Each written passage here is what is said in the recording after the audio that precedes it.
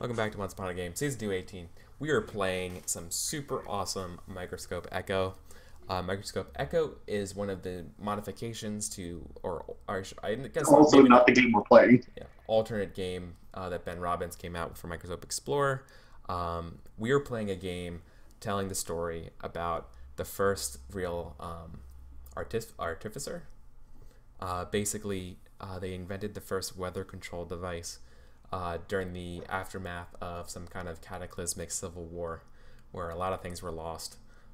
Our magic behaved some sort of like weird mathematical formula with terrible costs, and this world is filled of like weird intrigue and forbidden love. So we have a really cool setting out here, and we're gonna do some awesome stuff. So looking forward to it. So I believe where we left off, we just finished our first pass, and we're ready to actually begin play. Without further ado, I will be the first lens for this lens for the game. What a lens does is, in this type of game, is that I get to choose the focus card. Normally in Microscope, I describe what a focus will be that we're going to play everything around. This time, I just choose a card. So what a card would be one of these relationships. So it could be like the parents. It could be the like the card with Celeste and Jay Tarson on it, or it could be completely blank and have us all try to fill stuff in. So what I'm going to choose our parents. I want to see more about what our parents of Sybil are like. So each player is going to take a turn, starting with me, and we're going to go around the table, counterclockwise, and we're going to, just like we did before, and we're going to take our turn to fill out one of these sections on this card. Either a parent, we're going to fill out either a parent, we're going to fill out a union, we're going to fill out a fate, and then possibly if it's an offspring, we'll fill them out. So let me describe real quick what a union and a fate are, because those are the two parts of the card we haven't talked about yet. So the top part of a card is called the union.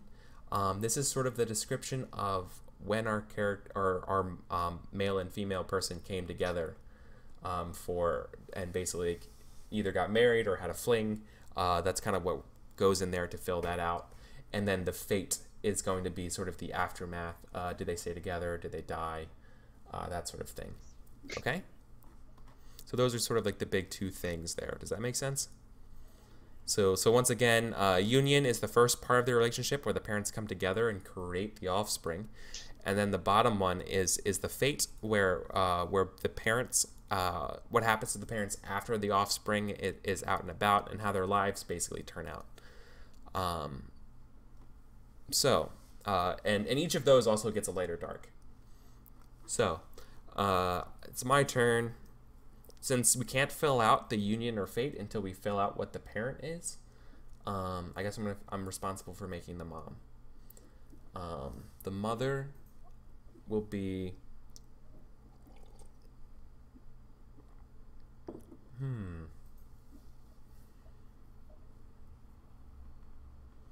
think she's gonna be a nurse. Maybe Victor was injured in the war early on, and that's when they met or something. So her name will be Cassidy Lucas. Actually sounds nice. And she is a nurse.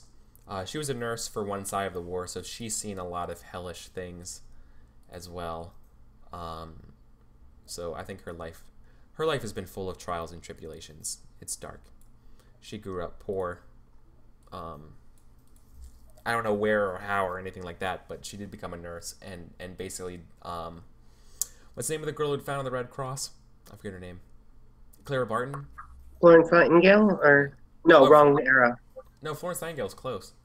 You're But right. yeah, like she's one of those types of people, right? Like she's very like giving and selfless and really good at her job. In answer to the Twitch stream, I don't think we'd established a time when this is taking place. Yes. So that's an ambiguous. Yes, it's a really good point. So we don't know when the age of this civil war is, since we're not even sure we're on Earth. Yeah. This is probably some made-up fantasy. Microscope. Yeah. So that's a really good question, Mr. Worst. Oh, Siggy. Um, I know we were talking a little bit about Civil War and used American frames of reference for or illusions for different things, but I don't know. I think we're probably on some made up world. What do we think, guys? Are we on a made up world? If the cosmology works the way it does, yeah, we're not on Earth. Okay. Yeah. Great points. Great points.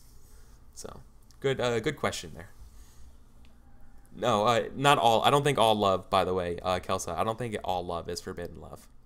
I laughed at that one. Oh, it was fun. Although maybe I don't know. We'll see. maybe we'll see. So, anyways, so that's my turn. I described stuff for Cassidy, and that's it. So now we move on and we let Shane start filling in. So you can at this point you can fill in a union, a fate, or an offspring, but you can't really fill in the offspring for parent section. Okay. I think I'll fill in the union. Okay. I think that being a field marshal, Victor at one point was injured. And despite the fact he really wanted to be taken to a magical healer to be healed, they were pretty much none available at the moment. So he has to deal with Cassidy and conventional whatever, as he calls it, bag of hokum she has. Aw. to heal him. Oh, I like that. So they came together. He thinks conventional medicine is quackery? Yeah, I mean, it's not magic. Or it doesn't work inferior. instantly. Yeah. What's the point? Yeah. And she thinks, he's a stuffy, unrealistic patient who expects to be healed instantly, and that's not going to happen. Which means that they're an immediate chemistry. Right? I'm thinking it's an immediate challenge type chemistry. Yeah, sure. They're what do you call it? The polar opposites, right? Yes. But they're like both very passionate. So my question for you is there love not sanctified? Is there love approved? Is this secret or? I would have to say yes. Her stature as both a non-mage and as a nurse is beneath him. He should be expected to be married off to someone in more of his standing. Nice. Or at least of equal magical talent. Yes. Okay. So does that make it forbidden? Definitely unconventional. Maybe even forbidden. Depending about while he's in service, he may not be allowed to date her. Yeah, that's kind of what I was getting at. What do you think? It's your call. I think, yeah. While he's in service, he's not allowed to date her. So they met illegally. Yes. Cool. So would you say, would you describe the union as light or dark? I think it turned light. I think they were both so passionate and it was so exciting to keep sneaking around that they had a lot of fun. And eventually, once one of them was done with their service, they could finally be together. This is making me think of questions about the society that we haven't even dealt with yet. Like, what kind of place does magic actually have in the society where they can't be together in public or whatever because of... I was thinking it's like a stature type thing. Like you can't date somebody in the military, right? Yeah. Like you can't date your coworker. Yeah. Okay. So it's like no, what do they call it? Inter-office fraternization. Yeah. Oh yeah, fraternization. No fraternization. Yeah.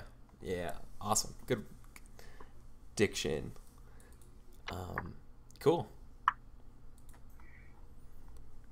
So, what's left now for Adam is going to be, you can either just do the fate or you can create a scene. But you can actually no. I think scenes are only available if a card's been completely filled in. So you have to do the fate. Well, maybe picking the parent wasn't the best choice for the start. I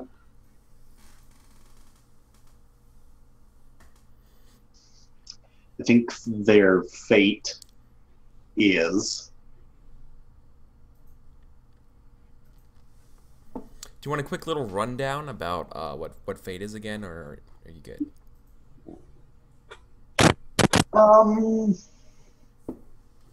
I think I'm good. Okay. Because I'm sort of getting that it's like the long-term outcome. Like, it's Yep. different between, like, they ended up together forever, or in their lives it went completely back to normal. Mm-hmm. Both went back to dark. Okay, so I think their fate is...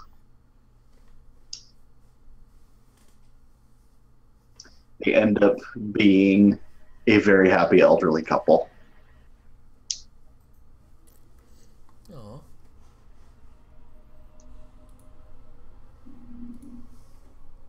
Very proud of their daughter.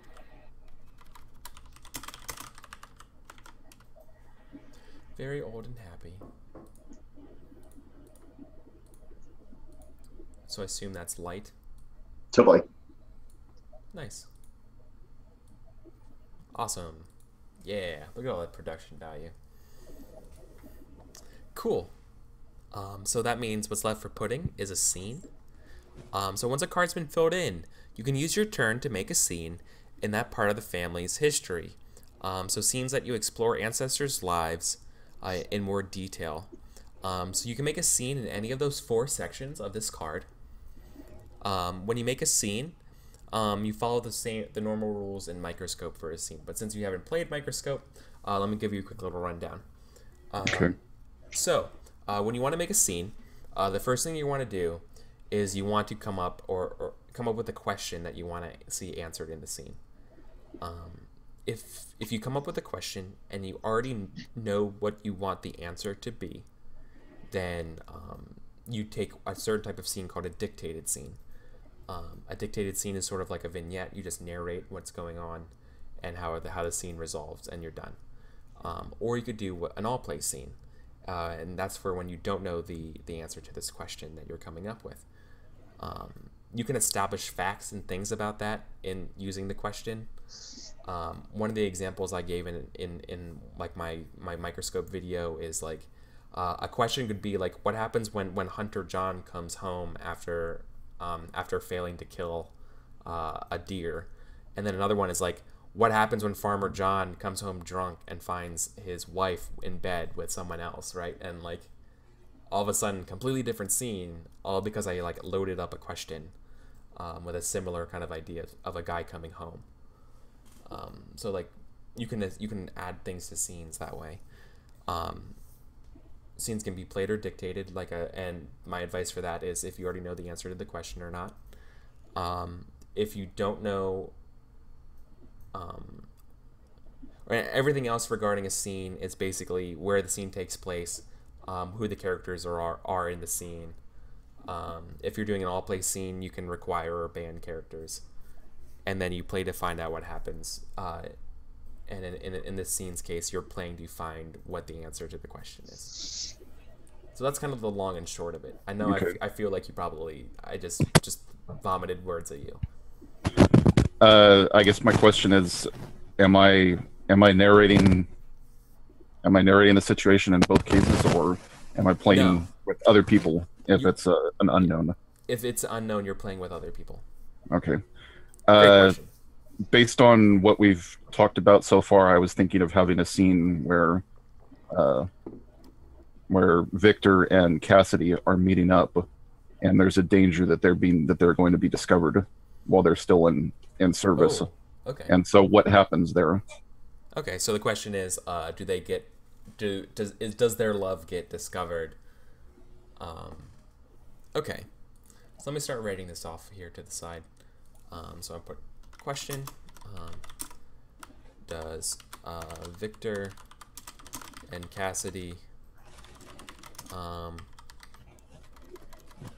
love get discovered. Okay. And you want this to be an all play, right? Or do you have an answer? I think I'll play. Okay. So the next thing you want to do is you want to lay where the scene's going to take place. Okay. I think if they're still in service, it's probably, unless they have, I think they could they've got some place that they meet up, off like the military base or whatever, or maybe it takes place on the military base. Okay, yeah, that makes sense. So it takes place on the... So if anybody's got any suggestions there on what would be more interesting. Maybe on the outskirts, that way they're not as likely to be caught. Yeah. Okay. Yeah, on the outskirts of a military base. Cool. So now what you can do is you can require characters in a scene, meaning that these are going to be characters that must be played in the scene, as well as you can ban characters. You can require up to 2 and ban up to 2 characters. You don't have to do any of them if you don't want to. Well, I think obviously would require both of them. Okay, so you're going to require Victor and Cassidy? Yeah.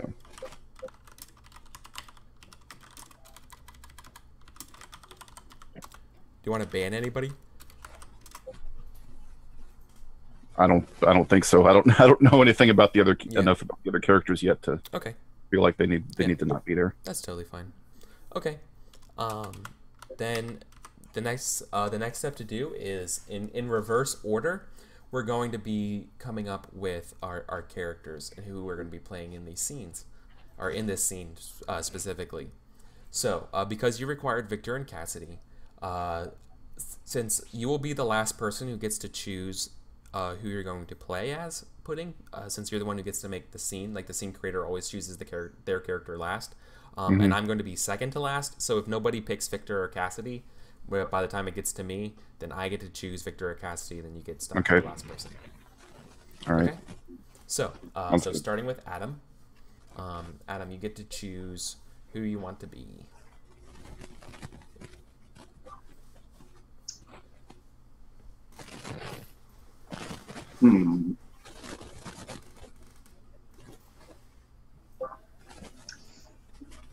Or you could be someone else.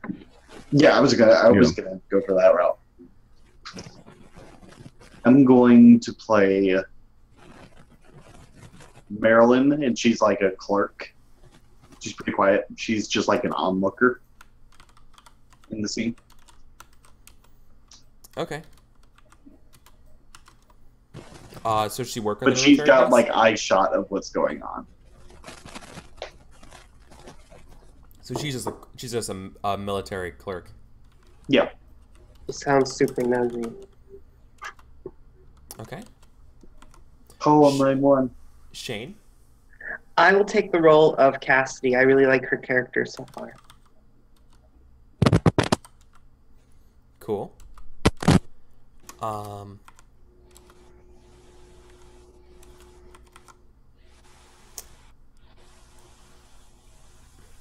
I'm gonna play I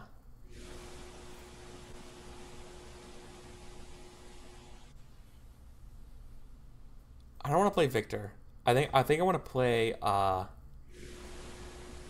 want to play like a general, like a high up officer dude. So his name's gonna be General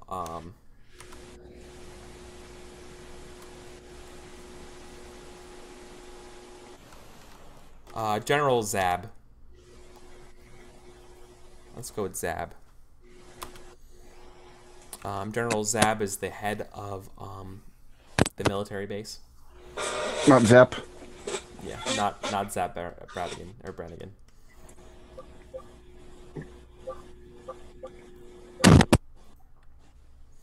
Which means, Pudding, you are going to be Victor. That's fine. I can handle playing a magically capable character. Cool. So now before the scene begins, in the same order that we just did now, we're all going to give like a 1 or 2 sentence idea, like insight into the heads of our characters. Now the characters in the scene, we're all going to be trying to answer this question. We're all should be directing play to get to the answer to the question. Is does Victor and Cassie's love get discovered? Now, before we begin, we're going to just kind of open up our head space so we can all get an idea of what each of our characters are thinking right before we begin play. Okay, so starting with Adam, with Marilyn. What is Marilyn thinking? It's really hard to tell what Marilyn's thinking.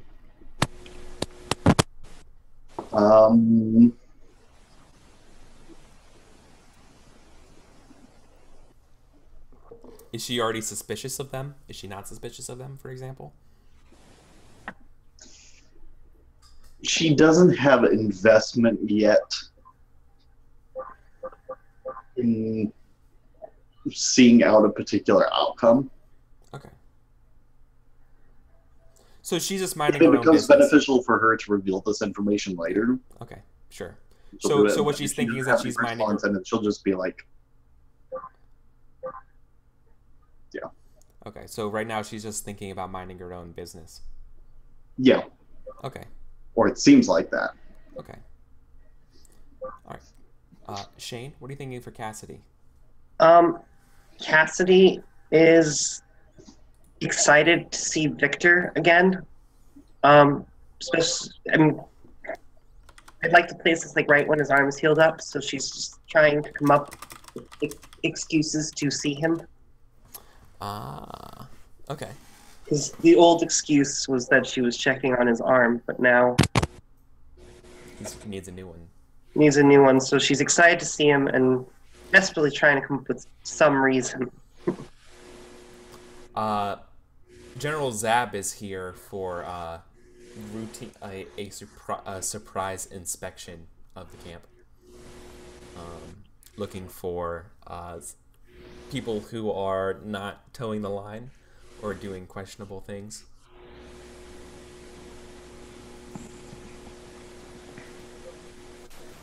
And putting what's Victor thinking? I think now that Victor's arm has healed up, he's starting to get worried that if he gets caught out in public with her, that somebody may catch on to it. So he's trying to be he's kind of anxious and trying to be very covert. Yeah. Because I think he's already started, he's already had feelings for her, but he's kind of worried that somebody's going to find out and then something bad's going to happen. Okay. Yeah. Kelsa Delphi makes a great point in chat. How the thoughts revealed should be honest and is player knowledge. Another police car. I can't wait to move. Okay. So somebody has to just kind of open up the scene. I think it would make perfect sense to see Victor and Cassie together as sort of for the opening part. So maybe one of you guys take it away and describe where you are and meeting secretly or something like that. Unless someone else has a better idea. I think in just her excitedness and boldness, Cassidy comes up to Victor's desk to check on his arm in full view of Marilyn's desk. Field Marshal Alexander, how's the arm doing? It still hurts a little bit, but it's getting better. Well, at least this one didn't cost you whatever it is that you tried to explain about what the magic would cost. Just time. So let's have a look. I get out my bag of essentially medical implements. I'll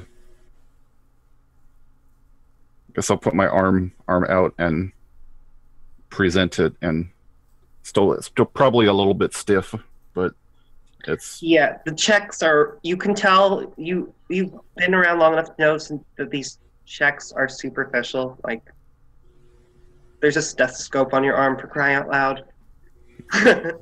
Yeah, I'm trying very much not to not to not to show any kind of expression on my face. I think I'm actually trying to make it look like I'm a little bothered by the fact that I'm having to go through these checkups still, and I'm kind of looking around to see if anybody is noticing. I murmur under my breath. So how have you been? It's I'm a little stressed. It's been busy. The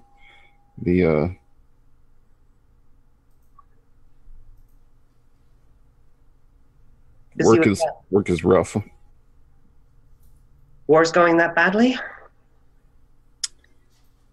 I Yeah, I just got a report recently that we lost a lot of people in the latest. So that's why the med bay's been empty, because they don't make it to the med bay. Frustrating. Well, yeah. I think at this point, you guys start hearing like loud like boot steps in the like very very loud like boot like clip clop in a very like military fashion. I think we get Marilyn's like gaze flip up to you, but you're not in. You're just a sound right now, and then like I'm following you as you get closer to like entering the room, and then yeah. I start desperately digging out the right implement out of my bag. Yeah, I'm trying to pull my arm back. That boot sound is like setting off a. It's not quite a deer in headlights look, but it's definitely like. Oh, it's the deer in headlights look for me. Yeah, no, I have some rank, so I'm trying to not make it too obvious, but under the circumstances, it's probably a little bit sudden as I kind of like get up from my desk, ready to assume the position to salute somebody. Yeah. So I think we see like down the hallway, you see a decorated general,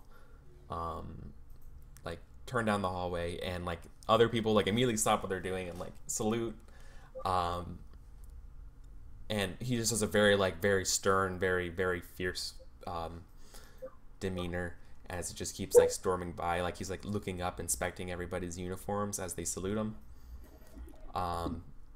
Making myself present. Shit. Yeah. I'm kind of sweating a little bit now. Like maybe I guess anybody who's actually paying attention probably might notice it, because I'm thinking now that maybe my uniform is out of order or something like that, and it probably makes me look a little bit guilty. I straighten your lapel. But it's not even. It doesn't even have anything to do with her being here. So yeah, so I think General Zab gets to like where you guys are. Like you guys might be like standing next to a wall or something like that. So he's gonna walk in between. He's gonna walk right between Marilyn's desk and where you guys are standing, and then he's gonna stop, and he's gonna look Zab up and down, and he's gonna raise an eyebrow. And what do you do, Victor, when he stops? Do you are you saluting him and stuff? Yeah, I'm saluting him. Okay. Yeah, I'm trying to put on very much the like I am disciplined, I'm a soldier, I'm towing the line, like that's my whole demeanor, like, you know. Yeah. So I think he looks you up, down, and he gives you an eyebrow. Like, he's like, and you hear him say, "At ease." And I kind of slacken a little bit, but yeah. You are the Field Marshal Victor Alexander, are you not? I am, sir. For a Field Marshal, and he goes and like adjusts your lapels and your collar. He's like, he's like, you sure dress like you are a sloppy recruit, and like he looks at like one of your buttons, like he gets real close to one of your buttons, and he's like, you should get these replaced. These buttons are out of date. These are lead buttons. These could be melted down for bullets. But that's my fault, sir. I was checking him for his vitals. Oh. I kind of tighten up again, like when that. He looks to you to see if like do you corroborate her story? You know? I kind of quiet for a second, something like that, and then I say, uh, "Yes, sir." She comes by periodically to check on me after an injury I had. Hmm.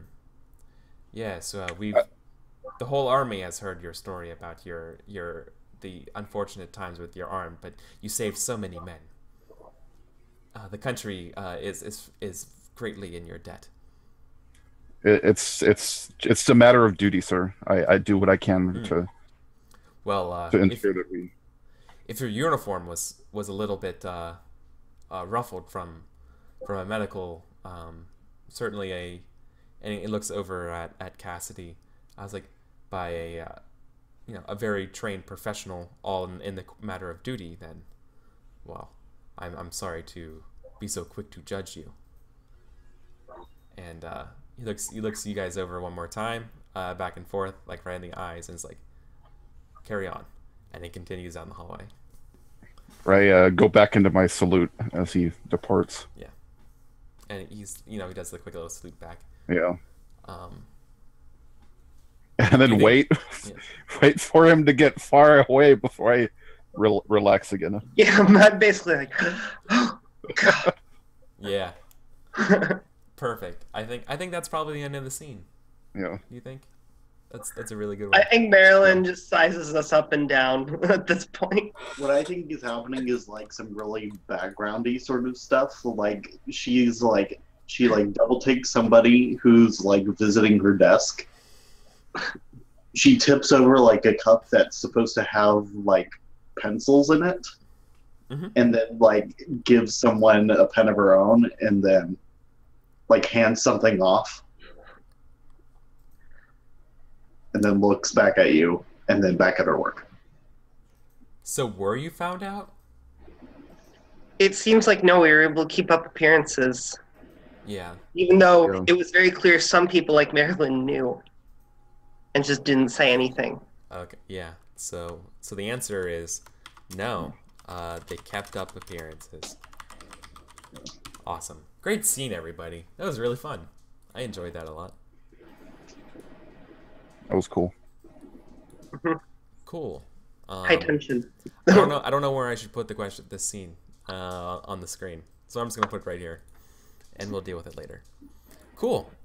So then it returns back to me, because the lens gets to finish the focus, which means I get to make a scene, and I'm just gonna make a quick little dictated scene. I'm gonna make a quick little dictated scene about the fate of their marriage. What I'm going to do is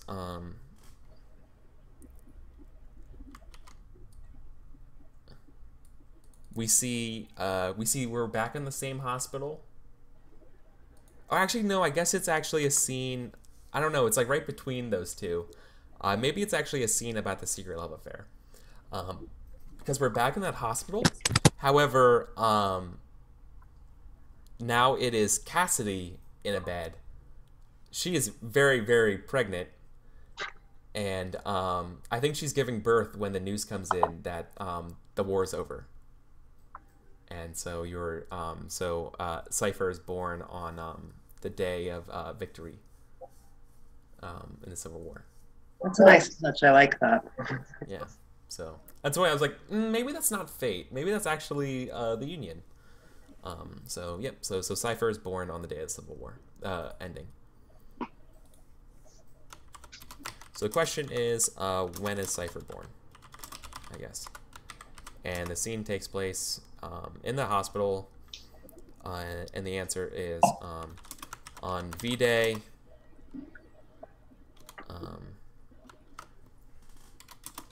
In Mill Hospital. Cool. So that's my little dictated scene. Okay. So now what we're gonna do is Pudding Cat gets to do a legacy. What this means is that the player to the right of me, so Pudding Cat, you get to explore something about the legacy that the hero inherited. And this is something I'm not exactly familiar with. So I'm gonna read from the book here. So in between each focus, one player gets to roam more broadly and explore how ancestors made the hero, who they are, and how the world made the deed necessary. So you're going to pick one of those heroes' traits, right? So those 4 ones that we have. What you're going to do then is you're going to make history that relates to a trait or the necessity you choose. So you're going to pick any ancestor card. So an ancestor card, once again, is any of these cards that's not a hero. And then you're going to fill in a blank section of that card or dictate another scene in a section that's already filled in, and kind of use that for channeling your fictional fun. Okay? Does that make sense? So you basically get to create a character, a mom or a dad, or a dictated scene that utilizes one of those 4 traits of the game. Okay. That's basically an easier way. Okay.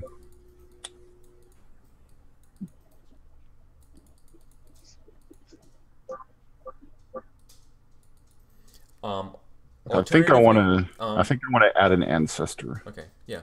I was also gonna say, if you don't want to use those traits, you could also describe something that one of those people did, that one of the ancestors did, that relates to the necessity for the first weather control device to come about. Right. So something about the magical storms. Okay.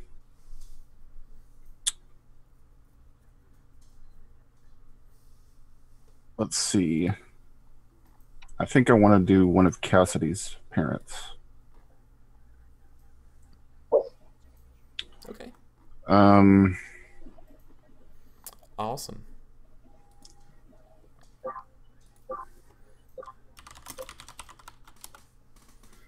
Let's say her father, who, let's see, I come up with another name.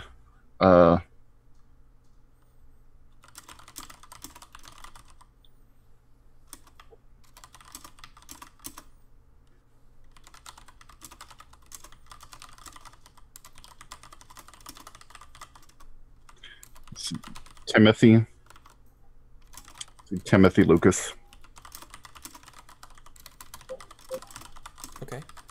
And he was an engineer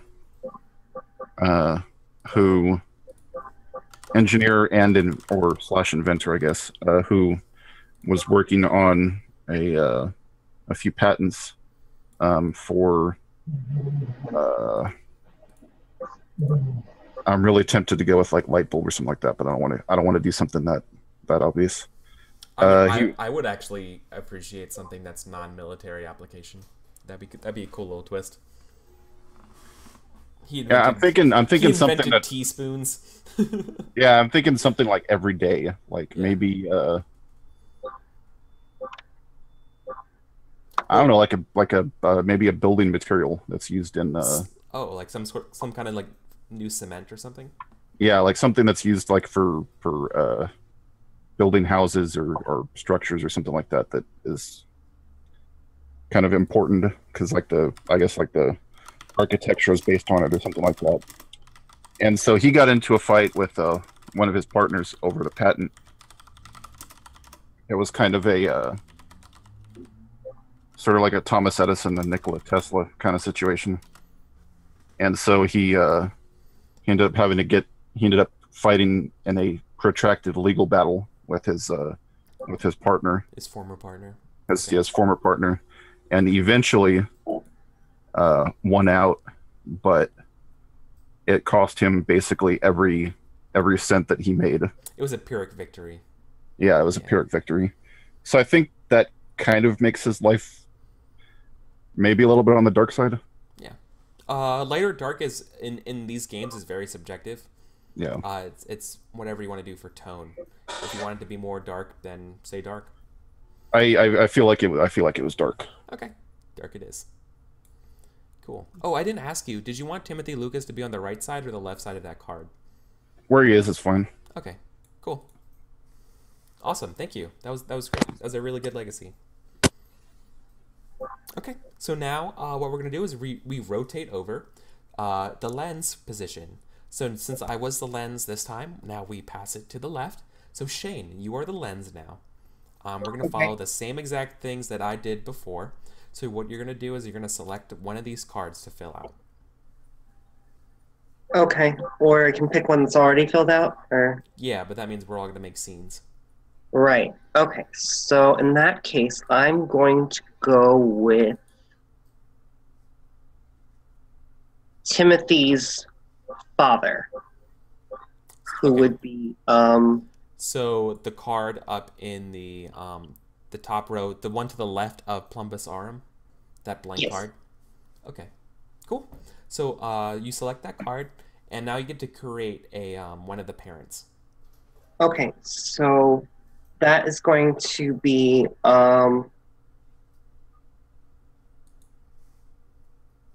Zachariah Lucas. Zachariah was a farmer, of all things. Kind of simple, brought up to be very suspicious of anything new, magic, technology, all of that scared him. So he kept to himself. And due to his paranoia, I would say that this was a dark upbringing. That's pretty reasonable. So he's kind of like a Luddite, like a magical Luddite. Basically. Okay. Or something close to that. Magic and technology both. Like anything beyond a hand tool for Yeah. farming is Oh, so like Amish. yeah. Yeah, I was going to ask, was he Mennonite, yeah. was he part of a society like that, or was it that just his? I think it was just a family upbringing. He's probably not the norm. Yeah. Maybe it's some sort of like very like fundamentalist or like religious sect. Yes. Or just very, very opinionated parents. Yeah. Cool. I dig it.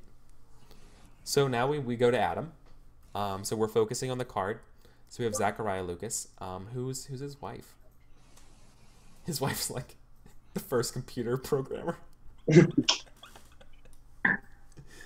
Talk about some forbidden love. I have to throw in some Darkest Dungeon somewhere. Okay.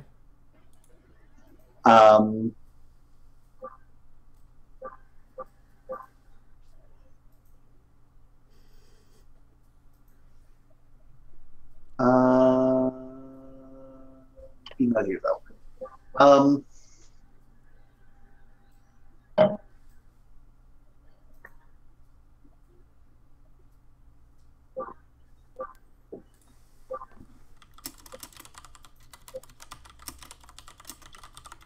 I think her name is Serafina. Okay.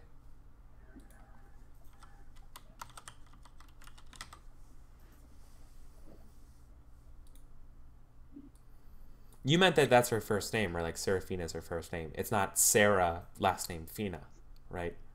Serafina is just her first name. Yeah, okay. That's We can sure give her I last got name that later, yeah. or for what I have for her backstory, she probably doesn't. She might not have a last name.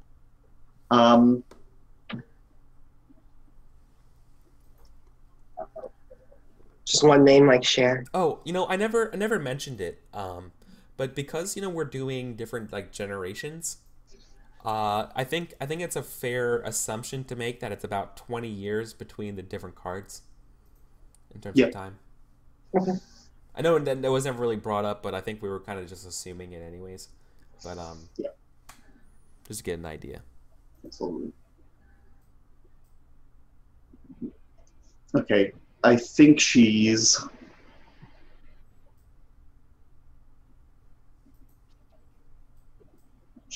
like this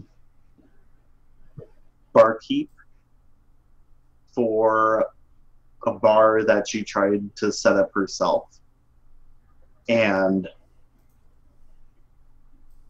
it ultimately ended up failing because it was like a very, very small venture, and all they sold was very cheap bourbon. so it failed. Yeah. See, that's just the problem of being at the wrong time, because I feel like that's a really successful business model nowadays. Yeah. Okay, so you're a failed tavern keeper. Yeah. Okay. Do you think All they sold was bourbon. her, yeah, bourbon keeper, I guess. Bourbon Keeper. Is this do Bourbon you think Keeper Serafina. do you That's think her. That's her full name. do you think her life is light or dark? Dark for sure. All right. Pudding cat. You can do the fate, or you could do the union.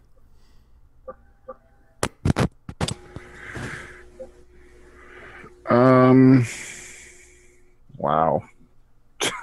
Yeah. Very humble origins. Well, actually, that's not entirely true. You also have options to flesh out a little bit about the offspring, about Timothy, if you wanted to. So I guess you. What's not clear to me is whether or not you can create a scene while there's empty spaces on a card. I assume you can't, because it says if a section of cards has already been filled. Oh, if a section of a card's already been filled in. So if you wanted to make a scene about Timothy or Seraphina or Zachariah, you could. Sorry, it's not the entirety of the card. It's if a section's already filled in and you wanted to narrate something about it, you could. Does that make sense? Yeah.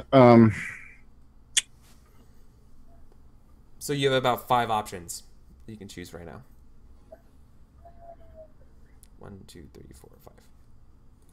Let's see.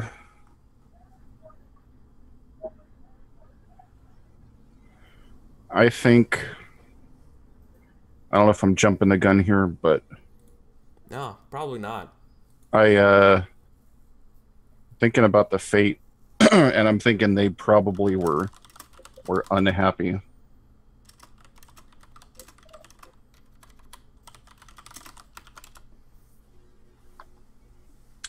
Okay.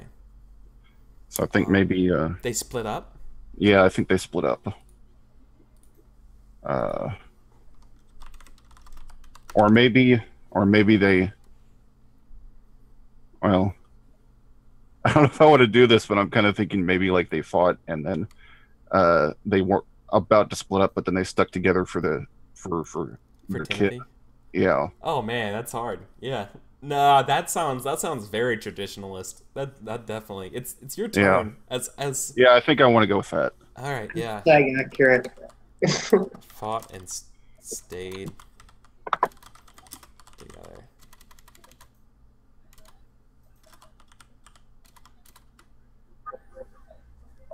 Light or dark? Dark. Yeah.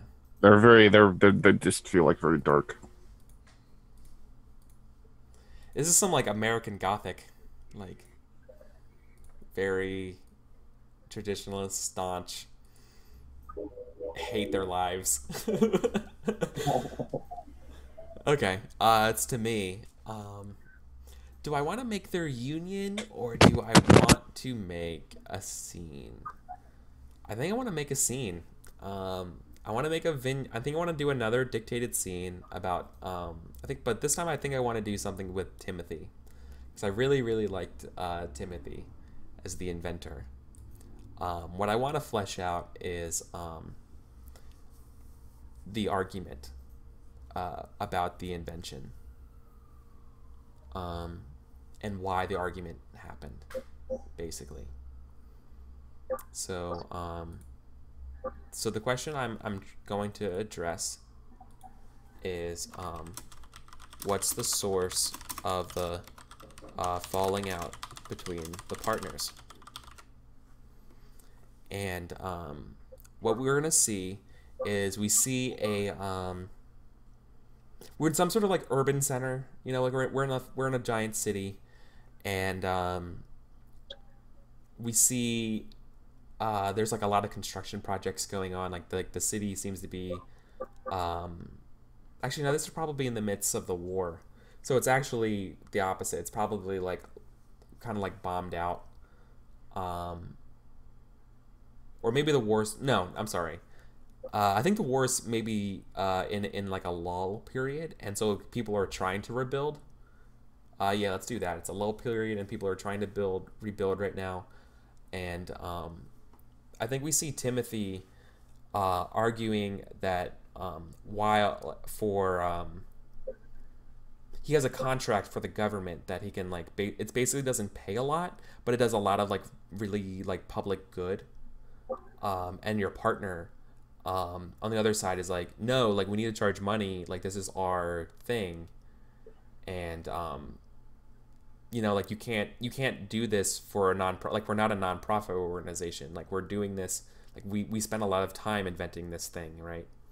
And or actually he probably says something to the effect of you know, I spent a lot of time inventing this thing, I'm not going to let it be used without me getting my fair share, right?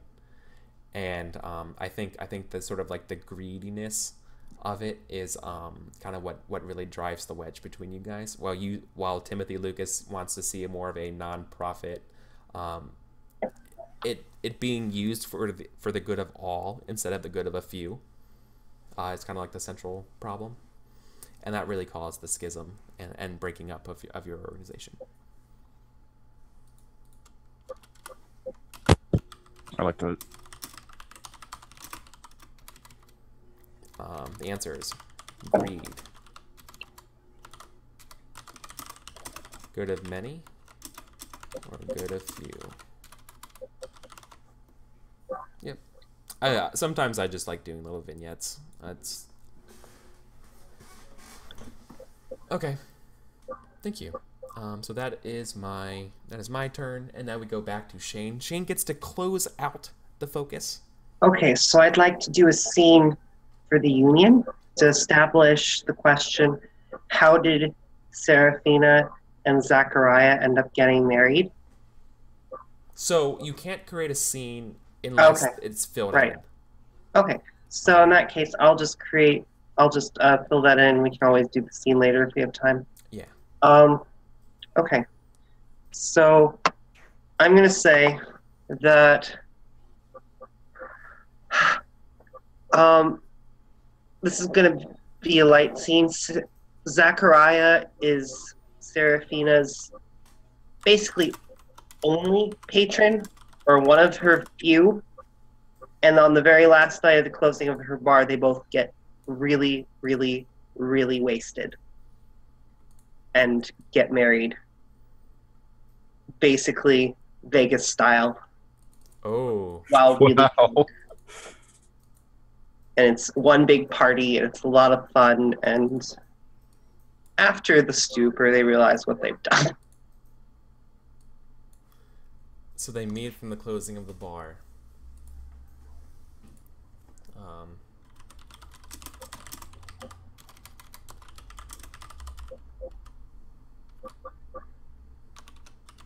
Elope.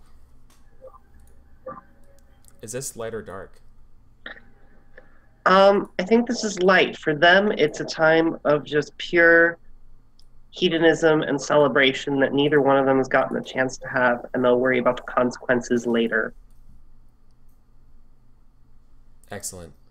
I definitely feel that. Yeah, that sounds good for them. The bright spot in their card. They gotta have something.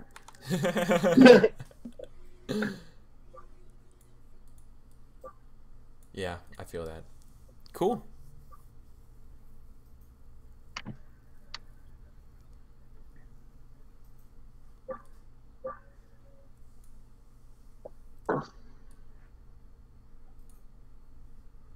Okay. So then it goes to me for a legacy. Let's see.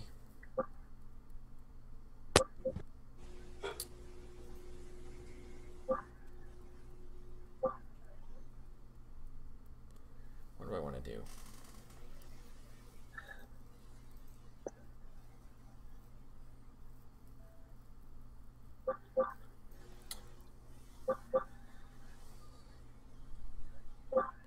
think I want to do a scene, another dictated scene. I want to do a scene about Celeste. So like Celeste's story. I think we're gonna see what does Celeste steal at the peace negotiations is gonna be the question. And I think during like a peace conference for the Civil War, like a truce kind of thing, I think Celeste steals the plans for a proposed super weapon by the other side that they never ended up building, but the other side like couldn't get. It's like imagine something like a nuclear bomb, right? And like imagine someone like Germany or somebody was like trying to like figure it out and they couldn't, and they like America did, and so they're like, fuck, I want that, right? They're like, oh man, like we couldn't get it to work right, and well the other guys did, and so Celeste stole it because she is extremely resourceful. So I guess she probably like had to sneak in during like a giant like celebration or something like that, or you know like getting like the dignitaries drunk and then like into the embassy and like sneaking in and grabbing some correspondence and like taking digital or like magic photographs of stuff and getting out. So that's gonna be my scene.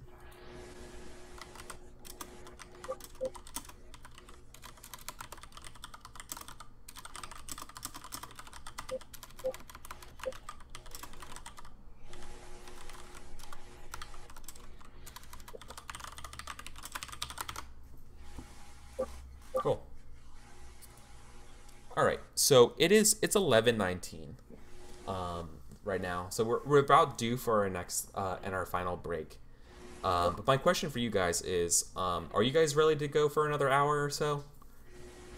Because I'm not gonna lie, I'm kind of getting tired. Only I had a pretty long day.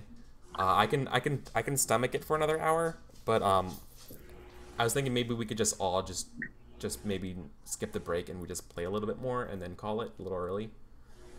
I don't know what you guys want to do. That'd be fine with me. I'm good. I'm Yeah, good I for can do skipping that. the break. I'd rather get finished a little sooner. Yeah, if you don't mind, let's just play till like 11:45 midnight-ish. Okay. And keep going from there. Okay. If you don't mind. That's fine. Cool. Thanks, guys. I appreciate it. I've just had a